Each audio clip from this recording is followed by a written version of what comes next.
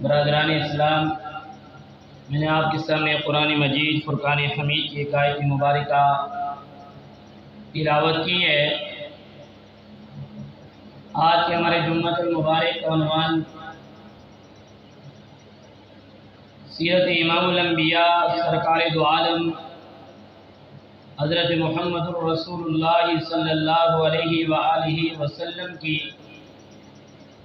مدینہ طیبہ میں ہجرت کے بعد 36 سال کی مصروفیت۔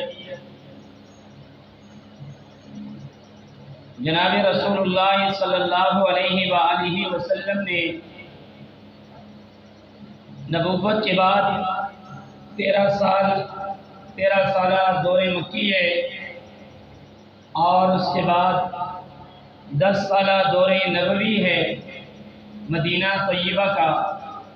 یہ کل نبوت کے 23 سال بنتے ہیں۔ ہجرت کے بعد آج کے جمعہ المبارک میں نبی کریم صلی اللہ علیہ وآلہ وسلم کی مدینہ طیبہ میں حاضری کا 6واں سال، یہ سال آپ صلی اللہ علیہ وآلہ وسلم نے کس طریقے پر گزارا اور اس سال کے اندر کون سے اہم واقعات رونما ہوئے۔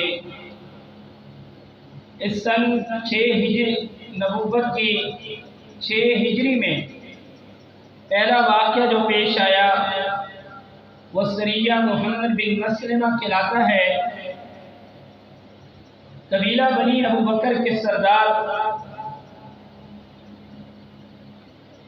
یہ جس وقت گزشتہ جمعے پر بھی میں نے بیان کیا تھا کہ انہوں نے جب جنگ احزاب کے موقع پر عہد شکنی کی تھی اور یہ نجد کا علاقہ تھا، تو نبی کریم صلی اللہ علیہ وآلہ وسلم نے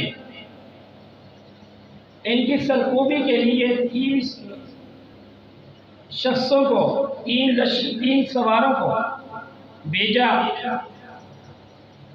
تاکہ ان کی جو عہد شکنی ہے وہ ان کو اس کا مزہ چکھائیں۔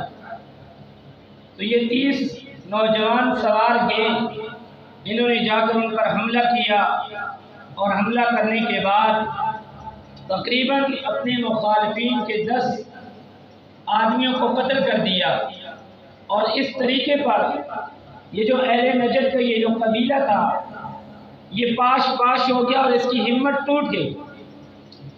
یہ جو مسلمان تھے جنہوں نے حملہ کیا، یہ جب وہاں سے واپس آئے تو انہوں نے قبیلہ بنی حنفیہ کے سردار ثمامہ بن اسال اس کو گرفتار کر لیا، اور گرفتار کر کے جناب نبی کریم صلی اللہ علیہ وآلہ وسلم کے پاس لے آئے، اور نبی کریم صلی اللہ علیہ وآلہ وسلم نے آپ کو ثمامہ بن اسال کو مسجد نبوی کے ستون کے ساتھ باندھ دیا، اور یہ مسجد اس طریقے پر ایک تھانے کا منظر بھی پیش کرتی تھی کہ قیدیوں کو وہاں پہ مسجد کے اندر باندھ دیا۔ یہ ثمامہ بن اسال وہ شخص تھا جو مسیلمہ کذاب کے ساتھیوں میں سے تھا، اور نبی کریم صلی اللہ علیہ وآلہ وسلم کو قتل کرنے کے لیے نکلا تھا۔ تو نبی کریم صلی اللہ علیہ وآلہ وسلم ثمامہ بن اسال سے ہر نماز کے بعد ہر روز پوچھتے، ثمامہ بتاؤ میرے بارے میں آپ کی کیا رائے ہے؟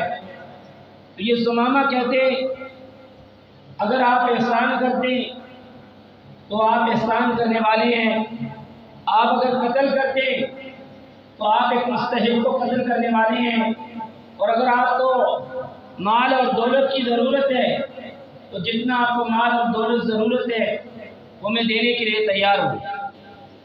کچھ 3-4 دنوں کے بعد جناب نبی کریم صلی اللہ علیہ وآلہ وسلم نے ثمامہ بن اسال کو رہا کر دیا۔ یہ نبی کریم صلی اللہ علیہ وآلہ وسلم کے اخلاق سے اتنا متاثر ہوا، اور اس کے بعد جب وہاں سے گیا اور ایک جگہ میں غسل کر کے آیا، اور آ کر جناب نبی کریم صلی اللہ علیہ وآلہ وسلم کا کلمہ طیبہ پڑھ کر صحابی رسول بن گیا۔ اس کے بعد اسی ماہ سن 6 ہجری میں ایک اہم واقعہ جسے صلح حدیبیہ کے نام سے یاد کیا جاتا ہے، اور اس حدیبیہ کے اس واقعے کی پر اللہ تبارک و تعالی نے اپنے قرآن مجید کو بھی نازل کیا ہے، اور اس کو فتح مبین عظیم کامیابی کا ذکر بھی اس کے بارے میں آیا کہ اللہ تبارک و تعالی نے آپ کو عظیم کامیابی عطا کی ہے۔ جناب نبی کریم صلی اللہ علیہ وآلہ وسلم نے ایک مبارک خواب دیکھا۔ خواب یہ تھا کہ آپ اپنے صحابہ اکرام رضوان اللہ علیہ اجمعین کے ساتھ احرام باندھ رہے ہیں، عمرے کے لیے جا رہے ہیں، آپ اپنا سر منڈایا ہوا ہے، صحابہ اکرام بھی، اور آپ کے ساتھ اونٹ بھی ہیں، اور اس طریقے پر آپ بیت اللہ میں داخل ہو رہے ہیں۔ تو جناب نبی کریم صلی اللہ علیہ وآلہ وسلم نے صحابہ اکرام کو تیاری کا حکم دیا، اور صحابہ اکرام نبی علیہ السلام کے ساتھ تیار ہو کر کے چلے نکل پڑے، مقام حدیبیہ میں پہنچے۔ ادھر کفار مشرکین کو پتہ چلا کہ مسلمان جو ہیں یہ مکہ المکرمہ میں داخل ہو رہے ہیں۔ انہوں نے جاسوسی کے طور پہ عروہ بن مسعود کو بھیجا کہ یہ پیغام لے کر آئے کہ مسلمان کس مقصد کے لیے آئے ہیں، کیوں آئے ہیں، ان کا کیا سوچ ہے۔ تو یہ جب آیا، اس نے آ کے پورے پنڈال میں دیکھا، اس نے دیکھا کہ مسلمانوں کو احرام باندھا ہوا ہے، ساتھ ان کے اونٹ ہیں، اور اسی طریقے پر ان کا کوئی قتل کا ارادہ نہیں ہے، کوئی جنگ کا ارادہ نہیں ہے۔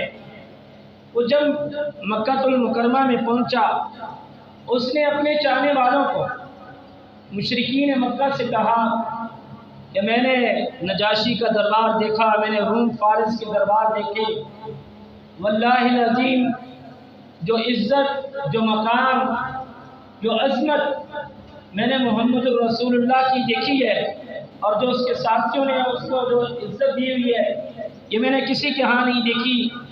وہ تو وہ وضو کا بچا ہوا پانی زمین پہ نہیں گرنے دیتے، وہ تو اس کے اشارے کے اوپر جان کٹانے کے لیے تیار ہیں، اور ایسے بیٹھے ہوئے ہیں کہ جیسے ان کے اوپر پرندے آ کر بیٹھ جائیں، وہ ہلنے کے لیے تیار نہیں ہیں، وہ تو اس کے لیے تیار ہیں، آپ اس طرح کرو، ان کو اجازت دے دو۔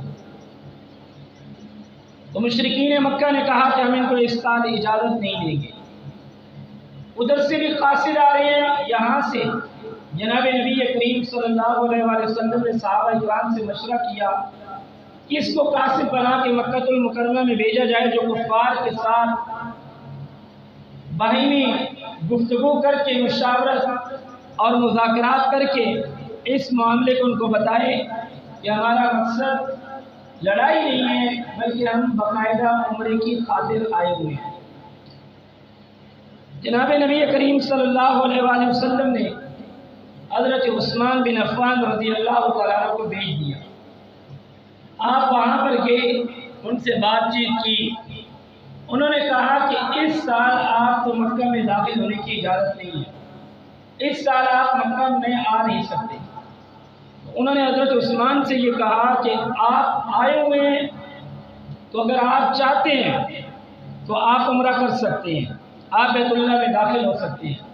تو حضرت عثمان ذو النورین رضی اللہ تعالیٰ نے فرمایا، واللہ یہ کبھی نہیں ہو سکتا کہ میں اکیلا اپنا عمرہ ادا کروں اور رسول اللہ ساتھ نہ ہو، میں بھی نہیں عمرہ ادا کرتا ہوں۔ جب حضرت عثمان ذو النورین رضی اللہ تعالیٰ نے یہ جملہ ادا کیا تو کفار مشرکین نے ان کو گرفتار کر لیا۔ ادھر یہ خبر پھیل گئی، خبر پہنچی کہ مکہ المکرمہ کے اندر حضرت عثمان ذو النورین رضی اللہ تعالیٰ عنہ کو شہید کر دیا گیا ہے۔ جناب نبی کریم صلی اللہ علیہ وآلہ وسلم کے ساتھ عمرہ کرنے کے لیے 1400 صحابہ اکرام جا رہے تھے۔ ان سب کے ہاتھ کے اوپر نبی کریم صلی اللہ علیہ وآلہ وسلم نے کہا کہ ہم حضرت عثمان کا بدلہ لیں گے۔ آپ نے سب صحابہ اکرام کے ہاتھ کو اپنے ہاتھ پہ رکھ کر اور اوپر حضرت عثمان کا ہاتھ رکھ کے فرمایا کہ ہم حضرت عثمان کے نام کی بیعت لے کر کے، یہ ہاتھ تو جناب رسول اللہ کا ہے، لیکن اس ہاتھ کے اوپر حضرت عثمان کا ہاتھ ہے کہ ہم حضرت عثمان کے قتل کا بدلہ لینے کے لیے تیار ہیں۔ 1400 صحابہ کرام نے اپنے ساتھی کی خاطر موت علی البیت کر رہے ہیں۔ کس کی موت؟ کس کی بیعت؟ موت کی بیعت، کہ ہم اپنے ساتھی کا بدلہ لیں گے۔ ایسا ایمان تھا کہ ہمارے ساتھی کو شہید کر دیا جائے اور ہم یہاں سے گھر واپس چلے جائیں، ایسا نہیں۔ یہ کمانڈر اگر کسی نے دیکھنا ہے تو رسول اللہ کی زندگی دیکھیں کہ جناب رسول اللہ صلی اللہ علیہ وآلہ وسلم نے اپنی اور اپنے صحابہ اکرام سے موت کی بیعت لے لی اور کہا کہ میں حضرت عثمان کا بدلہ لوں گا۔ آج مسلمان بلبلا رہے ہیں، تڑپ رہے ہیں، مسلمانوں کے بچوں اور بچیوں کو زندہ درگور کیا جا رہا ہے، ان کی ہڈی پسلیاں بم دھماکوں میں اڑ رہی ہے، لیکن مسلمان آج بے حس ہو چکا ہے۔ فلسطین کے مسلمان بلا رہے ہیں، لیکن آج تک ہمارے اندر یہ ہمت نہ ہو سکی کہ ہم ان کا کوئی بائیکاٹ بھی کر دیتے۔ جناب رسول اللہ نے ایک بدلے کے لیے صحابہ اکرام 1400 صحابہ سے موت کی بیعت لے لی۔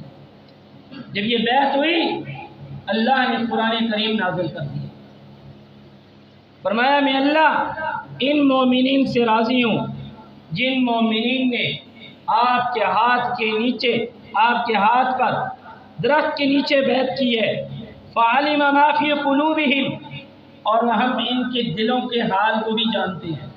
فانزل السکینۃ، جب ان کے دلوں کے حال کو ہم جانتے ہیں کہ یہ آپ کے ساتھ جان گٹانے کے لیے، یہ آپ کے ساتھ شانہ بشانہ کھڑا ہونے کے لیے تیار ہیں، ان کے دلوں کے حال کو بھی ہم جانتے ہیں، یہ ہر حال میں آپ کی بات ماننے کے لیے تیار ہیں۔ جب یہ سب کچھ تیار ہے، فانزل السکینۃ، تو ہم نے ان کے دلوں کے اوپر اطمینان اور سکون کو نازل کر دیا۔ یہ قرآن کا فیض۔ اتنے میں حضرت عثمان ذو النورین رضی اللہ تعالیٰ عنہ تشریف فرما ہو گئے اور نبی کریم صلی اللہ علیہ وآلہ وسلم نے کہ اونٹنی قصوہ اس کا نام تھا، اس پہ آپ سوار تھے۔ جب یہ مقام حدیبیہ میں پہنچی، یہ وہاں پہ جا کر اس طرح بیٹھ گئی۔ نبی کریم صلی اللہ علیہ وآلہ وسلم نے صحابہ اکرام رضوان اللہ علیہ مجمعین کے ساتھ مل کر کوشش کی اس اونٹنی کو اٹھایا جائے، وہ نہ اٹھی تو صحابہ اکرام سے فرمایا اللہ کا حکم اس اونٹنی کو یہیں تک ہے، یہ آگے نہیں چل سکتی ہے۔ اس کے بعد مشرکین آئے، انہوں نے آ کر جناب نبی کریم صلی اللہ علیہ وآلہ وسلم کے ساتھ مذاکرات شروع کیے اور کچھ شرائط لکھی۔ صلح حدیبیہ کی شرائط میں بہت ساری شرطوں میں ایسی کڑوی شرطیں تھیں کہ صحابہ اکرام حضرت سیدنا فاروق اعظم رضی اللہ تعالیٰ عنہ، حضرت علی المرتضیٰ، حضرت سیدنا صدیق اکبر رضی اللہ تعالیٰ عنہ تڑپ گئے۔ ایسی شرائط انہوں نے کہا کہ لکھیں شرطیں کیا ہیں؟ فرمایا کہ شرط یہ ہے، حضرت علی المرتضیٰ رضی اللہ تعالیٰ عنہ شرط لکھی کہ بسم اللہ الرحمن الرحیم، یہ جو خط ہے، یہ جو شرائط ہیں، یہ مشرکین مکہ اور مدینہ طیبہ کے مسلمانوں کے درمیان ہو رہا ہے۔ وہ جو مشرکین کا سردار یہ شرائط نامہ لکھوانے کے لیے آیا ہوا تھا، انہوں نے کہا الرحمن الرحیم کو مٹا دو، ہم اس کو نہیں مانتے ہیں۔ حضور علیہ السلام نے فرمایا کہ اس کو مٹا دو، وہ مٹا دیا گیا۔ کہا اللہم بسم لکھو، حضرت علی رضی اللہ تعالیٰ نے وہی لکھ دیا۔ اور حضرت علی رضی اللہ تعالیٰ نے دوسری شرط لکھی کہ یہ معاملہ، یہ جو مذاکرات ہیں، یہ مشرکین کے سردار اور جناب محمد الرسول اللہ کے درمیان طے ہو رہی ہیں۔ وہ مشرکین کہنے لگا اگر ہم محمد الرسول اللہ مانے تو یہ بات تو یہاں تک پہنچی نہیں ہے، یہ کیا ہوا، ہم تو یہ نہیں مانتے۔ حضور نے فرمایا عبداللہ لکھ دو، اللہ کا بندہ۔ حضرت علی سے فرمایا اس کو مٹا دو۔ فرمایا اللہ کے نبی کبھی مر تو سکتا ہوں، آپ کا نام اپنے ہاتھ سے لکھا ہوا کبھی مٹا نہیں سکتا ہوں۔ جب یہ شرائط لکھی جا رہی تھی، سیدنا فاروق اعظم اٹھ کے فرمایا اللہ کے نبی یہ کیا شرائط لکھوا رہے ہیں، کیا ہم اپنے نہیں ہیں، یہ کفر ہو کہ ہم سے ایسی شرائط؟ اللہ کے نبی نے فرمایا میں جو کچھ بھی کرتا ہوں بے کے ساتھ ہوتا ہے اور میں حق پر ہوں۔ انہوں نے ایک اور شرط لکھی، کہا کہ شرط یہ ہے مکہ سے کوئی شخص اس معاہدے کے درمیان مدینہ پاک میں آئے گا اس کو واپس کیا جائے گا۔ مکہ سے کوئی آئے گا مسلمان ہو کر مدینہ میں، آپ نے اس کو واپس کرنا ہے، لیکن مدینہ پاک سے اگر کوئی مکہ گیا ہم اس کو واپس نہیں کریں گے۔ رسول اللہ نے یہ شرط بھی لکھ دی۔ صحابہ کرام تڑپ اٹھے، اللہ کے نبی یہ کیسی شرائط اور ہم ان پہ عمل کریں؟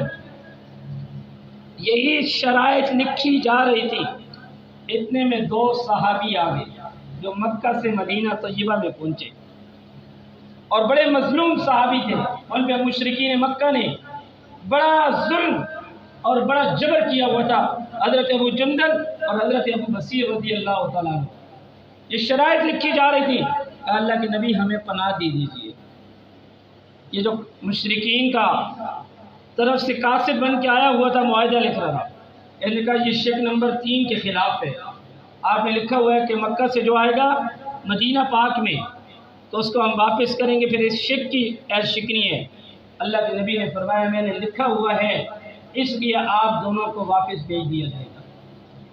وہ صحابی بار بار اس طرح دیکھ رہے ہیں کہ مکہ والے ظالم کتنا ظلم کریں گے، نہ جانے کیا کریں گے، اب تو ہم واپس یہاں سے بھاگ کے آئے ہیں، اب دوبارہ ہمارے اوپر بڑا ظلم ہوگا۔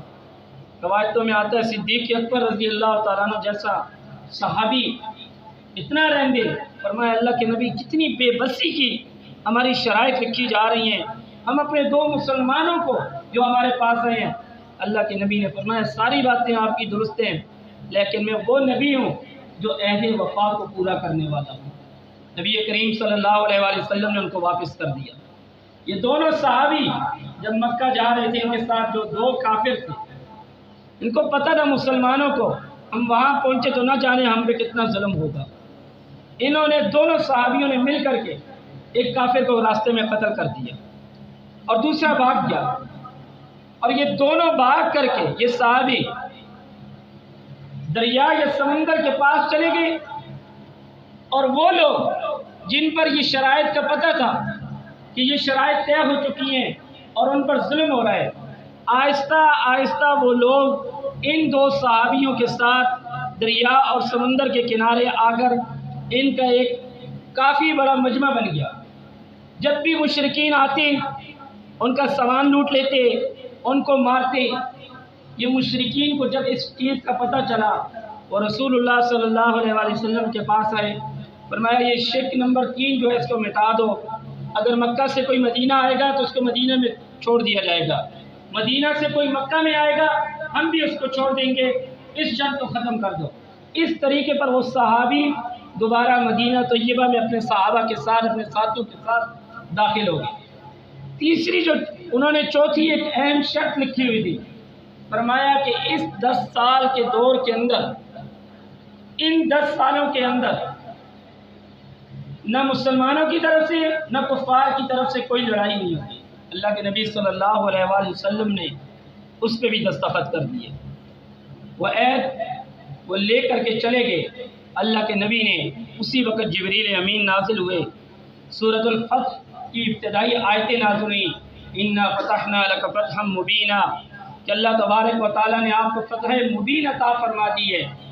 صحابہ کرام نے پوچھا اللہ کے نبی ابھی فتح مبین، ہم نے تو ان کی کیسی کیسی شرائط مان لی ہیں۔ اللہ کے نبی نے فرمایا دیکھا نہیں ہے کہ کفار مشرکین کی شرط ایک یہ بھی ہے کہ 10 سال تک اب جنگ نہیں ہوگی، کیوں؟ ان کی جو طاقت تھی وہ زیر ہو چکی ہے، وہ اسی لیے خود جنگ بندی کا مطالبہ کر رہی ہے، اور یہ ہم جنگ جیت چکے ہیں۔ اور جناب نبی کریم صلی اللہ علیہ وآلہ وسلم نے صحابہ اکرام رضوان اللہ علیہ مجمعین کو حکم دیا کہ وہ یہیں پہ اپنے اونٹ ذبح کر دو اور احرام کھول دو اور اپنے سر منڈا دو۔ خود رسول اللہ صلی اللہ علیہ وآلہ وسلم نے اس پیغام کو اس پر عمل کیا، پہلے اپنا جانور جو تھا اس کو ذبح کیا اور اسی طریقے پر اپنے سب بال منڈوائے، پھر صحابہ اکرام رضوان اللہ علیہ مجمعین نے اپنے بال منڈوائے، اور اسی طریقے پر پھر اگلے سال جناب نبی کریم صلی اللہ علیہ وآلہ وسلم بیت اللہ میں داخل ہوئے اور آپ صلی اللہ علیہ وآلہ وسلم نے عمرہ کیا اور صحابہ اکرام رضوان اللہ علیہ مجمعین کو بتایا کہ اب کفار میں یہ طاقت نہیں رہی ہے کہ وہ ہم پہ حملہ کر سکیں. یہ اس وقت کے کفار، یہ اس وقت کے یہود، یہ اس وقت کے ہنود، ان کی ہمیشہ یہ سوچ فکر رہی ہے جب آپ مظلوم ہو جائیں، جب آپ پہ ظلم ہو جائے، جب آپ کی طاقت ٹوٹ جائے، جب آپ ریزہ ریزہ ہو جائیں تو آپ نے معاہدے کرنا شروع کر دینے ہیں، آپ نے مسلمانوں کے ساتھ تحریرات لکھنا شروع کر دینی ہے. اس پہ وہ مسلمان بھی عمل کریں گے اور اتنے اس زمانے کے اندر ہم اپنی طاقت کو مضبوط کر لیں گے. یہ اس وقت کی سازشیں اور سوچ آج کے مشرکین کے اندر بھی موجود ہے، آج کے ظالموں کے اندر بھی موجود ہے. اور اسی سال جناب نبی کریم صلی اللہ علیہ وآلہ وسلم نے مختلف بادشاہوں کو خطوط لکھے، اسلام کی دعوت دی. بہت سارے بادشاہوں نے جناب نبی کریم صلی اللہ علیہ وآلہ وسلم کا کلمہ پڑھا اور بہت سارے بادشاہوں نے جناب نبی کریم صلی اللہ علیہ وآلہ وسلم کا ان خطوط کو پھاڑ دیا اور توہین کی. اس وقت کی سپر پاور طاقتیں روم اور فارس، یہ اتنی بڑی سپر پاور طاقتیں تھی جیسے آج کی سپر پاور طاقت امریکہ. اس کا نام بھی مٹ گیا، اس کا کام بھی مٹ گیا. ایک دن آئے گا یہ ظلم کب تک ہوگا؟ جب ہوتا ہے بلند ہوتا ہے، ظلم ہے مٹ جاتا ہے اور صفائی ہستی سے مٹ جاتا ہے. آج شام کے، آج فلسطین کے مسلمان اس ظلم کی چکی میں پس رہے ہیں. یہ ظالم اپنے ظلم سے باز نہیں آ رہے. ان معصوم نہتے مسلمانوں کے اوپر ظلم کی چکی میں ان کو پیس رہے ہیں. مسلمانوں، ہمارا بھی کچھ اخلاقی فرض ہے، ہمارا بھی فرض ہے ہم سوشل میڈیا پہ ان کا بائیکاٹ کریں، ہم ان کی خرید و فروخت کے اوپر بائیکاٹ کریں. مہینے کا شروع ہے، ہر آدمی تنخواہ دار آدمی اپنے گھر کا راشن لیتا ہے، اپنے مسلمانوں کی، اپنے پاکستان کی چیزیں لیں اور صحیح معنوں میں فلسطین کے مسلمانوں کا ساتھ دیں اور اس کے ساتھ ساتھ اپنی دعاؤں میں بھی ان کو یاد رکھیں کہ اللہ تبارک و تعالیٰ کی ذات ان فلسطین کے مظلوم مسلمانوں کی مدد فرمائے اور ان کو بھی فتح مکہ کی طرح عظیم سے عظیم خوشخبری اور فتح نصیب عطا فرمائے. وآخر دعوانا ان الحمد للہ رب العالمین.